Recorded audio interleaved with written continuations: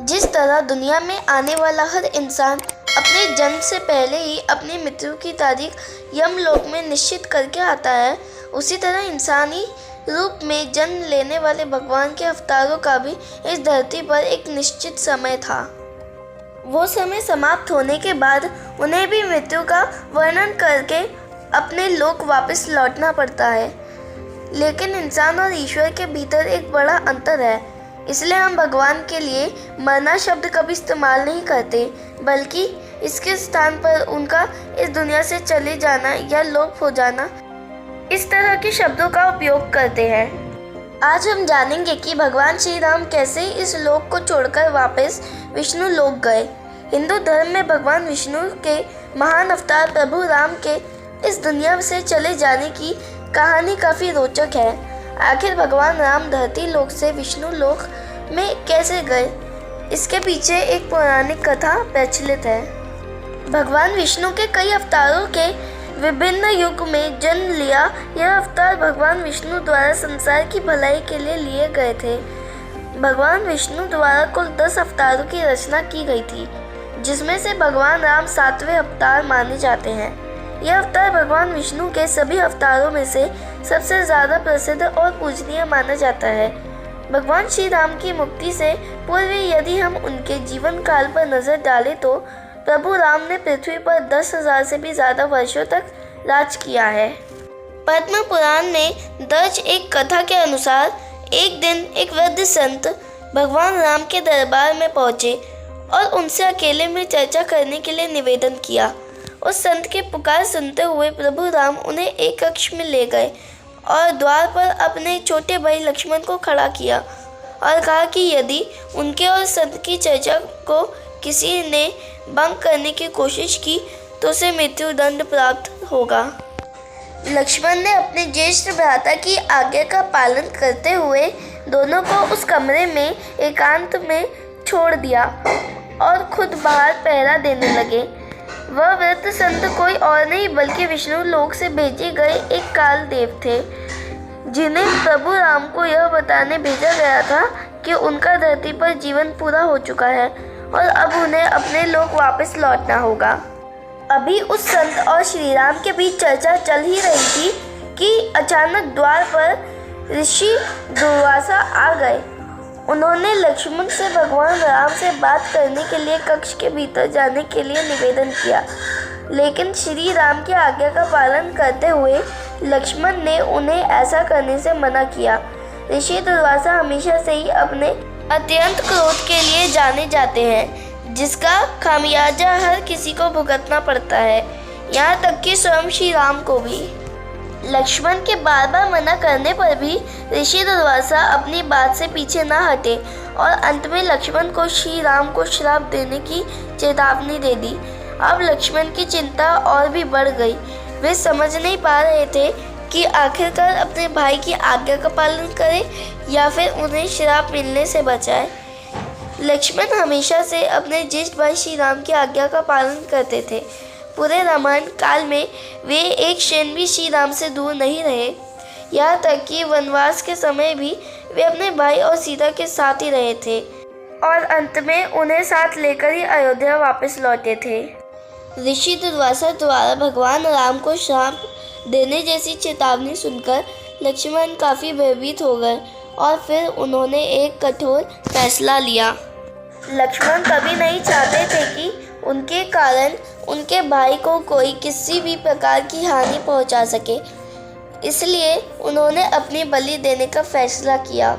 उन्होंने सोचा यदि वे ऋषि दुर्वासा को भीतर नहीं जाने देंगे तो उनके भाई को श्राप का सामना करना पड़ेगा, लेकिन यदि वे श्री राम की आज्ञा के विरुद्ध जाएंगे तो उन्हें मृत्युदंड भुगतना होगा। यही लक्ष्मण ने सही समझा। वे आगे बढ़े और कमरे के भीतर चले गए। लक्ष्मण को चर्चा में बाधा डालते देख श्री राम ही धर्म संकट में पड़ गए। अब एक तरफ अपने फैसले से मजबूर थे और दूसरी तरफ भाई के प्यार से निस्सहाय थे।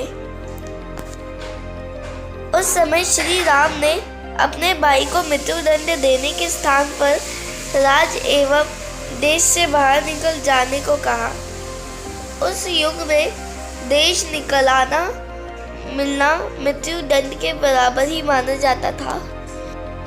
लेकिन लक्ष्मण, जो कभी अपने भाई राम के बिना एक क्षण भी नहीं रह सकते थे, उन्होंने इस दुनिया को ही छोड़ने का निर्णय लिया।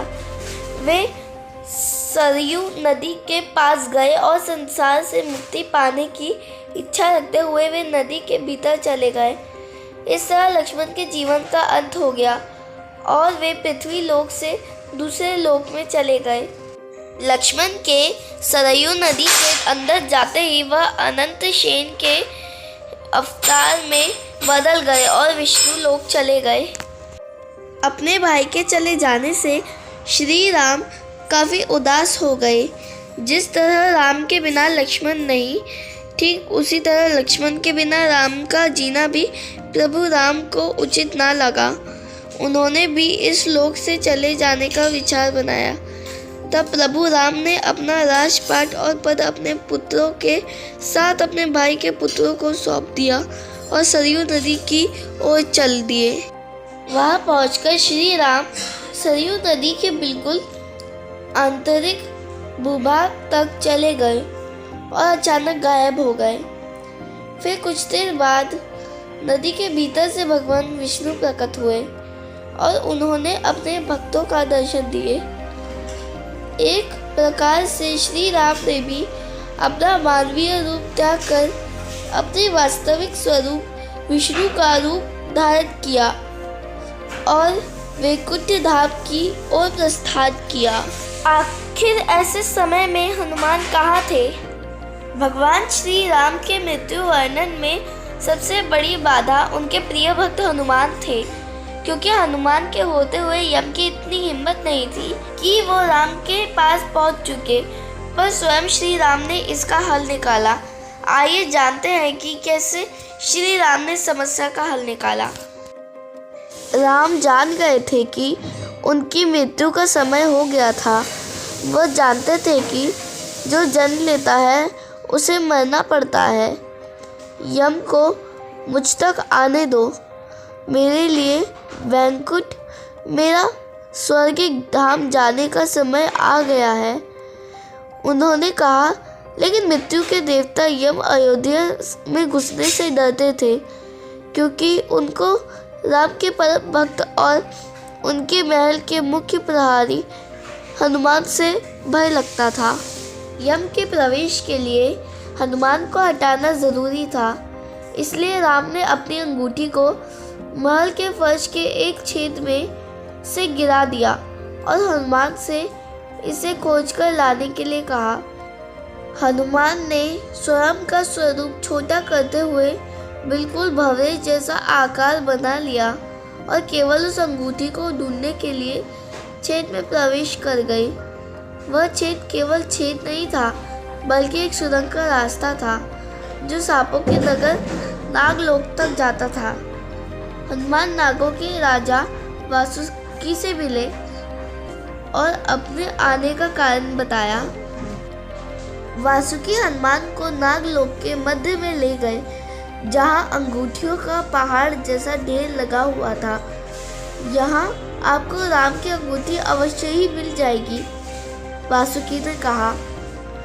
हनुमान सोच में पड़ गए कि वो कैसे उसे ढूंढ पाएंगे, क्योंकि ये तो भूसे में सुई ढूंढने जैसा था।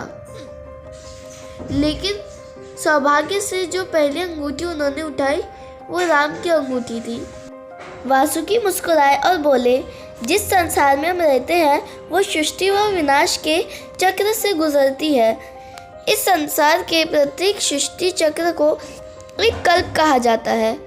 हर कल्प के 4 युग या 4 भाग होते हैं। दूसरे भाग या त्रेता युग में राम अयोध्या में जन्म लेते हैं। एक वानर उस अंगूठी का पीछा करता है और पृथ्वी पर राम मृत्यु को प्राप्त होते हैं। इसलिए यह सैकड़ों हजारों कल्पों से चली आ रही है।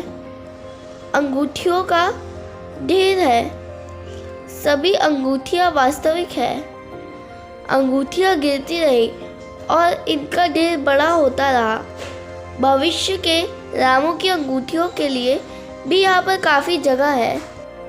हनुमान जान गए कि उनका नागलोक में प्रवेश और अंगूठियों के पर्वत से साक्षात कोई आकस्मिक घटना नहीं थी। यह राम का उनको समझाने का मार्ग था कि मृत्यु को आने से रोका नहीं जा सकता। राम मृत्यु को प्राप्त होंगे, संसार समाप्त होगा, लेकिन हमेशा की तरह संसार पुनः बनता है और राम भी पुनः जन्म लेंगे। मुझे उम्मीद है कि आपको ये वीडियो ज़रूर पसंद आया होगा। ऐसी और वास्तविक कथाओं के लिए हमारे चैनल अपराधो शाइन वॉइस को सब्सक्राइब करें। वीडियो अच्छी लगी हो तो लाइक ज़रूर करें और उस घंटी को दबाना ना भूलें। और अगर आप यह वीडियो फेसबुक पेज पर देख रहे हैं तो हमारे पेज को फॉलो करना ना भूलें।